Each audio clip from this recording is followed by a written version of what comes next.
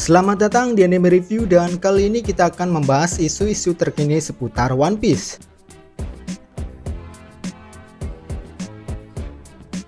Untuk kesekian kalinya amarah Zoro dipertunjukkan dalam alur Wano ini. Kita tentu masih ingat ketika eksekusi Yasu dilakukan Orochi. Peristiwa ini lantas membuat darah Zoro naik seketika. Berulang kali dia mengatakan ingin menebas Orochi, tapi sayangnya hal tersebut sepertinya tidak akan pernah terjadi, mengingat sang shogun licik tersebut sudah ditebas terlebih dahulu oleh Kaido.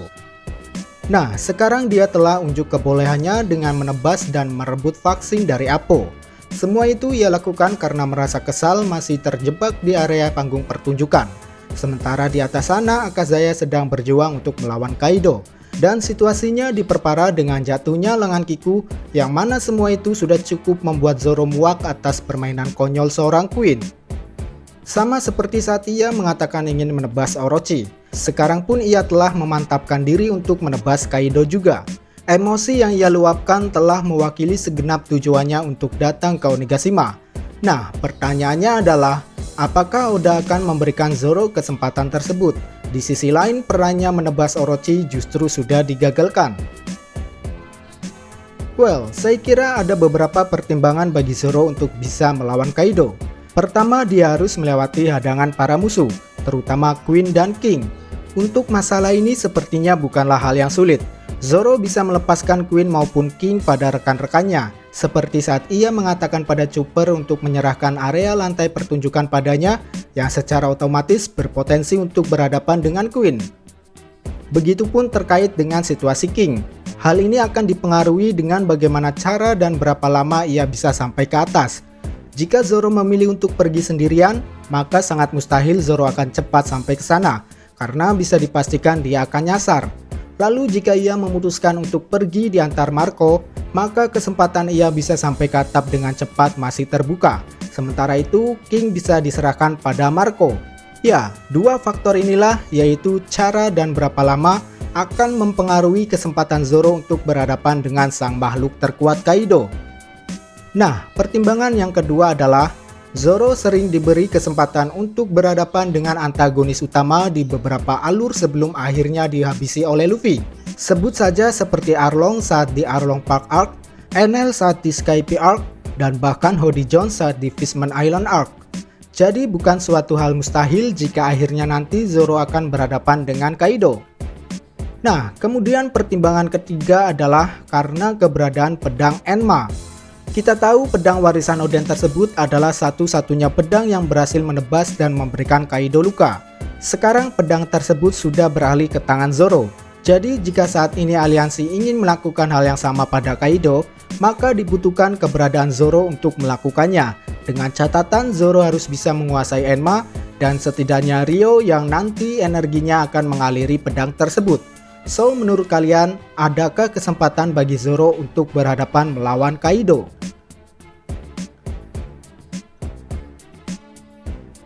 Big Mom sudah menunjukkan ketidaktertarikannya untuk menghabiskan waktu di tempat yang tidak ada Kaidonya. Bahkan seorang Marco saja ia acukan. Big Mom beranggapan bahwa keberadaannya harus bersama dengan Kaido. Untuk itulah ia bergegas menyusul Kaido ke atas. Nah, masalahnya, apa yang akan terjadi jika keduanya sudah berada di tempat yang sama? Ya, satu yang pasti keadaan ini tentu akan semakin membuat pihak aliansi kerepotan. Maka dari itu harus ada seseorang yang mencegah Big Mom. Sayangnya, Marco, orang yang awalnya akan menghadapi Big Mom, justru memilih untuk membantu aliansi di lantai pertunjukan. Sampai saat ini belum ada tanda-tanda aliansi lainnya akan mengejar Big Mom. Jadi kemungkinannya dia akan melenggang bebas ke atas tanpa gangguan, atau Big Mom akan dihentikan oleh Jinbe. Masih ada potensi pertemuan Big Mom dan kelompok Luffy yang sedang menuju ke atas. Jika memang kebersamaan Big Mom dan Kaido pada waktu dan tempat yang sama akan memunculkan sebuah keadaan buruk, maka Jinbe saya kira adalah orang yang tepat untuk menahan sang Yonko wanita ini. Mantan si Chibukai ini sudah pernah bersinggungan langsung dengan Big Mom, jadi setidaknya dia bisa diandalkan untuk memisahkan kedua Yonko tersebut. Nah, skenario selanjutnya adalah bagaimana jika seandainya pertemuan dua Yonko ini malah menimbulkan sebuah perseteruan di antara keduanya? Faktor yang bisa mempengaruhi hal ini yaitu harga diri dan rasa saling menguasai. Mengenai dua faktor tadi, Big Mom sebenarnya sudah menunjukkan hal tersebut. Pada One Piece 995, ia merasa jengkel karena diacuhkan saat perang sedang dimulai. Hal ini mengindikasikan bahwa dia ingin sekali berada di pusat perhatian sebagai orang yang satu level dengan Kaido. Jadi bukan selayaknya kaisar jika hanya melawan tokoh-tokoh yang di bawah kriterianya. Karena hal inilah konflik kecil antara Kaido dan Big Mom mungkin bisa terjadi. Paling tidak ketika keduanya sedang bersama, maka hal yang paling tidak bisa dihindari adalah adu argumen mengenai siapa yang pantas atau siapa yang layak. Entah itu dalam hal lawan maupun sebuah perintah. Misalnya ketika keduanya sudah berhadapan dengan Luffy, maka keduanya akan menentukan siapa yang pantas untuk berhadapan dengannya.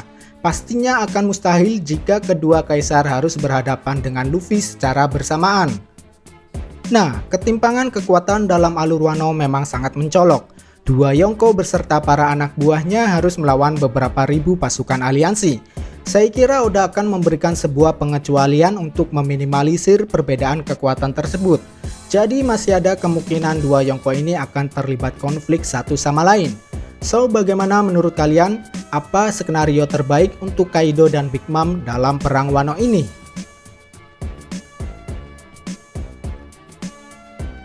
Meskipun sama-sama menyandang nama D, namun Luffy dan Law mempunyai pandangan yang berbeda terhadap makna D. Luffy lebih mengacuhkan hal tersebut, sedangkan Law justru tertarik untuk mengetahuinya. Sementara itu menurut Robin, satu-satunya cara untuk mengetahui makna D adalah dengan menyusuri sebuah road poneglyph. Dengan kata lain, ujungnya adalah Love Tale. Nah, untuk sampai ke sana, maka diperlukan sebuah kemampuan khusus, berupa kemampuan membaca atau menerjemahkan pesan yang ada di poneglyph, maupun voice of all things, atau kemampuan mendengar segala hal seperti halnya Roger. Sampai detik ini, dua kemampuan tersebut tidak ada yang menguasainya di pihak bajak laut hati.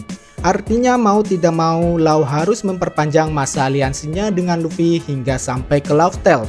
Paling tidak hubungannya akan mengarah pada nakama SHP tidak resmi, layaknya Vivi yang memiliki nomor keanggotaan 5.5. Nah, kita pastinya tidak mengharapkan suatu saat nanti kelompok Luffy dan Law akan saling bentrok, meskipun keduanya terikat dengan takdir D yang sangat misterius.